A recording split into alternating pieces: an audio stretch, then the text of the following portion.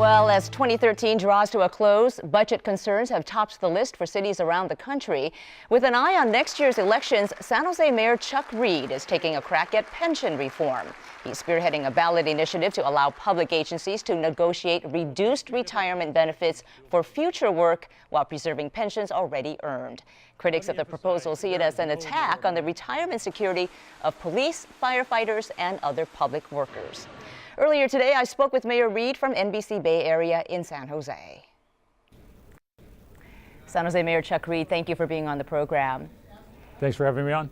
Now, because of term limits, you have to leave office next year, but instead of going quietly, you've decided to immerse yourself in this very public pension fight. Why take this on now? Cities all over the state of California are being squeezed by skyrocketing pension costs. We're having to cut services. In San Jose, we cut services for a decade, and we've just reached the end of what we can do without getting control over the costs. It's absolutely vital to cities all over the state, not just the city of San Jose, that we need to get control over these skyrocketing costs, and that's why I'm taking it on. In fact, the state controller came out with a study that said public employee pensions in California reported $158 billion in unfunded pension liabilities as of June 2011. But I want to ask you this. Other cities have enacted pension reform as well. But it's primarily for new hires. What you're proposing as part of the initiative would affect the benefits for current workers as well. Now, these were workers that were promised a certain number of benefits when they were hired. Is it fair to take those benefits away from them or to reduce them? The solution that I'm proposing is a reasonably fair solution to a complex problem for which there is no perfect solution. The alternative of laying people off, cutting their pay, or making them pay more is also not fair. And being able to adjust expectations about future benefits is a lot more fair than turning to retirees and cutting their pay, their benefits, like we've seen in Vallejo and Stockton and Detroit. So there's a range of things that could be done, but unfortunately the things that we have had available to us are not effective at controlling the costs. Dealing with new employees doesn't save a lot of money.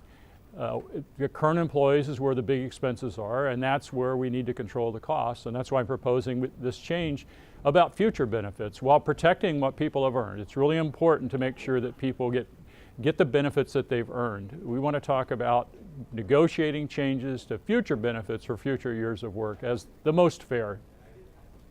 How much of this problem, though, lies with pensions? The California Labor Federation has said that public employees are being scapegoated here, that the fiscal problems that so many cities are facing really have to do more with city administrators not managing their funds very well. Is it a case of fiscal mismanagement as well by cities? That's certainly been plenty of fiscal mismanagement. Part of that fiscal mismanagement is promising people things that they can't deliver, things that can't be paid for, things that have to be paid for by future generations. That's part of the fiscal mismanagement. I'm trying to give cities all over the state and the state of California itself the ability to sit down at the bargaining table and make changes to future expectations in order to save cities, in order to be able to make sure that employees get what they've earned. We're trying to protect the employees, and to do that we need to control these future cost increases. A number of mayors have come out in opposition to your proposed ballot initiative. In fact, 19 mayors have signed a letter urging you to drop it, including Oakland's Mayor Jean Quan and Sunnyvale's Mayor Tony Spitaleri. And in addition to that, CalPERS, the California Public Employees Retirement System, along with other unions, are saying they will sue if this initiative passes. What makes you think you'll succeed in court, especially since the unions are contending that past court decisions have suggested that once employees are hired, you cannot take their benefits away, not even in the future?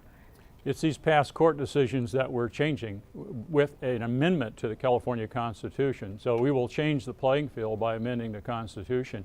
And that's necessary so that we can negotiate with our bargaining units the changes to future benefits. Right now that's virtually impossible to do, and so cities are plagued with these skyrocketing costs that are forcing services to be cut all over the state. But we're talking about changing the Constitution to make it possible to solve this problem. So what happens next? Will you start collecting signatures come January? We're currently waiting for the title and summary to be issued by the Attorney General. After we receive that, we'll do some polling to see what the voters think about the title and summary. And then shortly thereafter, we'll decide whether or not to start collecting signatures now or to wait for 2016. There are a lot of variables in whether 2016 is a better year than 2014. We just have to make that assessment and make a decision in the relatively near future. What would be a variable that would make 2016 a better choice? Oh, there's likely to be more bankruptcies. New rules are going to kick in from the Government Accounting Standards Board that's going to highlight the unfunded liabilities in ways that haven't been dealt with before. So there are things that are going to happen that will make the public more receptive.